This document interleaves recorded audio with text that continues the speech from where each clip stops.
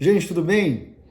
Seguinte, vou tratar um assunto polêmico que está gerando muita discussão agora no início de 2026, no contexto de tributação dos dividendos e focado na questão do aumento de capital com os lucros gerados antes de 2025, antes de 2026, né? Ou seja, até 31 de 12 de 2025, sobre os lucros gerados pós 2026, como tratar, qual é o entendimento da Receita Federal sobre o aumento de capital com lucros, lucros deliberados, lucros não deliberados, se tributa, se não tributa. Isso tem gerado muita discussão e, na minha opinião, isso deve acabar num contencioso, até mesmo porque, como eu vou explicar aqui, a Receita Federal, embora eu tenha notado aí que algumas pessoas nas discussões, né, falam, pô, a Receita ainda não se manifestou, não tem regulamentação.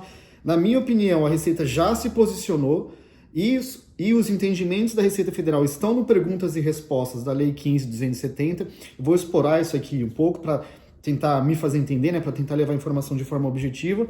Então, assim, na minha visão, a Receita já se posicionou, porém, o entendimento da Receita Federal, na minha visão, ele é controverso, ele é questionável, tá?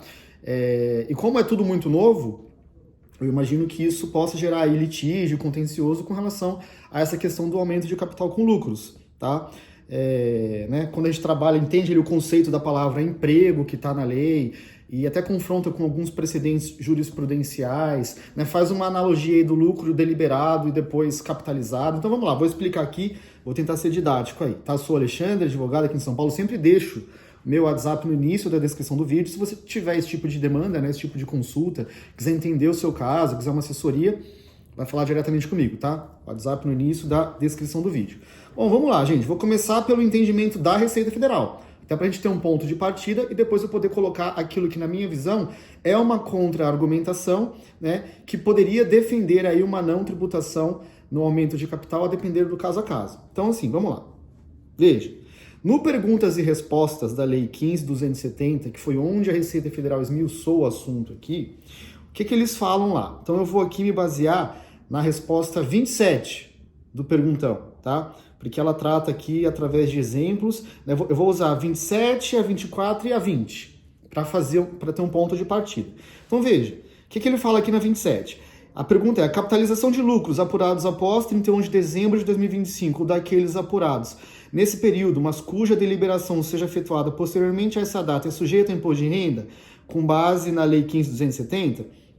Aí a resposta, né, com relação ao aumento de capital da Receita, ela se divide da seguinte forma. Então, primeiro ponto, que é a situação em que a empresa, né, que o contribuinte ele deliberou e ele deliberou os lucros e já fez o aumento de capital até 31 de 12 de 2025. Então, nesse caso, aqui na minha leitura, é a única hipótese que a Receita Federal aceita que não há tributação, tá? Porque ela fala assim, ó, os lucros apurados até 31 de dezembro de 2025 destinados ao aumento do capital social da pessoa jurídica, vírgula, desde que a deliberação e aprovação do respectivo evento societário ocorram até essa mesma data, não estarão sujeitos à tributação pelo imposto de renda. Então, ela, na minha leitura, tá? E aqui é a minha interpretação, tá, gente? Ela tá dizendo assim, olha, se você fez tudo dentro do prazo, legal, deliberou e aumentou o capital social dos lucros gerados até 31 de dezembro de 2025,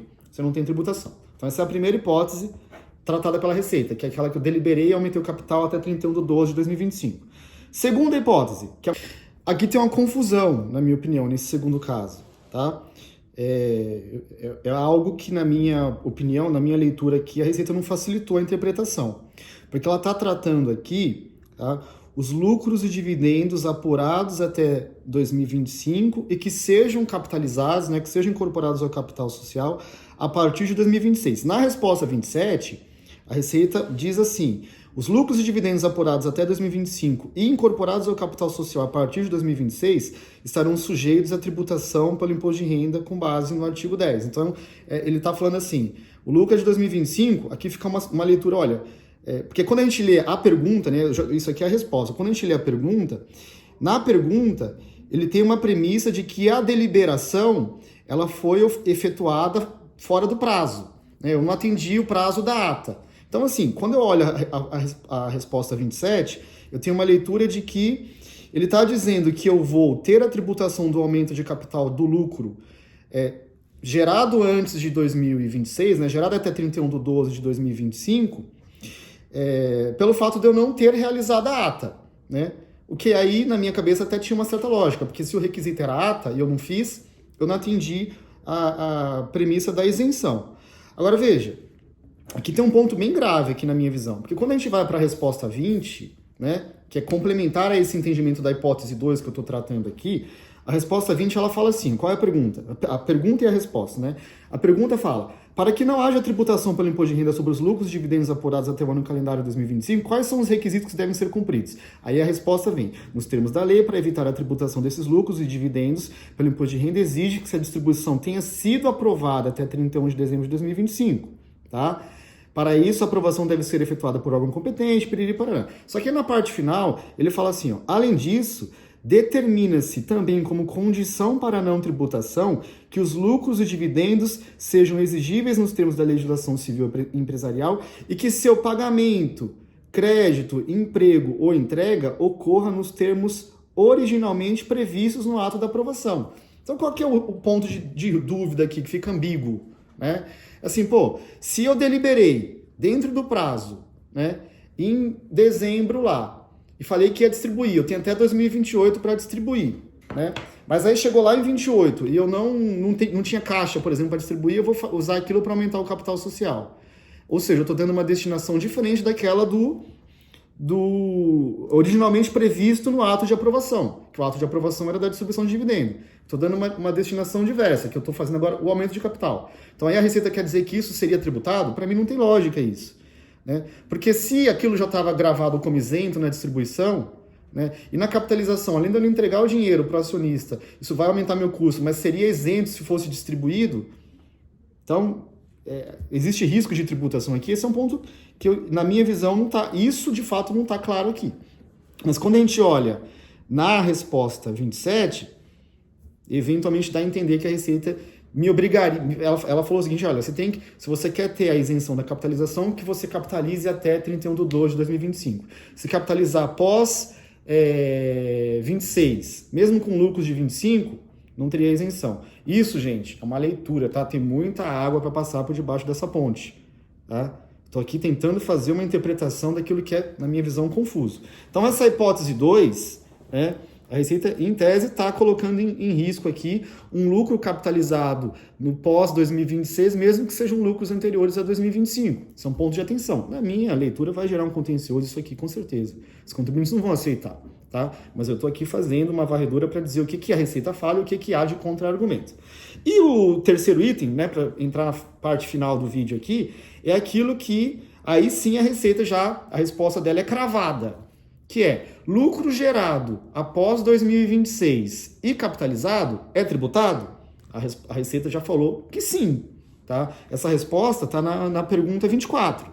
Então, a pergunta 24 é o seguinte: a capitalização de lucros e dividendos é tributada pelo imposto de renda com base no artigo 10 da lei, parágrafo 4 da lei 9249, com a redação dada pela Lei 1570? Aí a resposta da Receita: a partir de 2026, a capitalização de lucros configura emprego, que é uma das hipóteses previstas para a ocorrência do fato gerador do imposto de renda. Com isso, a capitalização de lucros implica, como regra, a tributação dos lucros e dividendos nos termos da nova alíquota de 10%. Então, isso é claro, tá? Então, né, passei pelas três hipóteses aqui. A primeira, que é o lucro deliberado, né, no prazo, e já capitalizado no prazo, ok, isento. A segunda, que é muito controversa para mim, que é essa questão de o lucro até 31/12 de 2025, que é capitalizado no pós-2026. Isso é um ponto que a gente precisa de fato entender como a Receita vai tratar, mas na minha visão vai gerar contencioso, né? Tem defesa para não tributação. E a questão, até mesmo a questão do pós-2026, né, que aqui já está expresso que tem que tributar, veja, se a gente olhar na doutrina, né, para criar aqui um contexto de argumentação e levar a informação para as pessoas, né? Aqui eu estou fazendo uma interpretação, tá? Colocando hipótese e estratégia. Mas veja, tem boa parte da doutrina que considera que é um erro você tratar o emprego, né, que é a palavra usada pela Receita aqui, que consta da lei, é você usar o emprego dos lucros em favor do sócio acionista como uma efetiva disponibilidade econômica e jurídica, né? Empregar é fazer uso, lançar a mão, aproveitar, gastar, utilizar. Pressupõe necessariamente a disponibilidade prévia do valor pelo beneficiário, que não acontece no momento de capital. Então, assim, litígios surgirão, gente, na minha visão. Temos que aguardar, eu estou levando aqui, o tema ainda é novo, né? Mas eu entendo que a gente já tem condições de levar a informação, é isso que eu faço aqui no YouTube, tá? Se a gente for olhar na jurisprudência, tem precedente do STF, né? Eu até guardei aqui o recurso especial 172058, que foi mencionado em artigos aí publicados na internet, muito bem feitos, inclusive. Esse recurso especial ele estabeleceu que a mera apuração de lucros pela pessoa jurídica não pode ser tributada pelo imposto de renda na fonte, pois tal apuração não significa disponibilização aos sócios ou acionistas, né? Nas palavras do ministro Marco Aurélio, é impossível dizer da aquisição da disponibilidade jurídica pelos acionistas com a simples apuração e na data respectiva do lucro líquido das pessoas jurídicas, considerando a possibilidade de que a Assembleia dos Acionistas, respeitado o percentual alusivo aos dividendos obrigatórios, resolva promover investimentos. Ou seja, o ministro utilizou a possível decisão da Assembleia de promover investimentos, o que é feito precisamente pela retenção e capitalização de lucros, para concluir que os lucros apurados não podiam ser tributados antes da distribuição.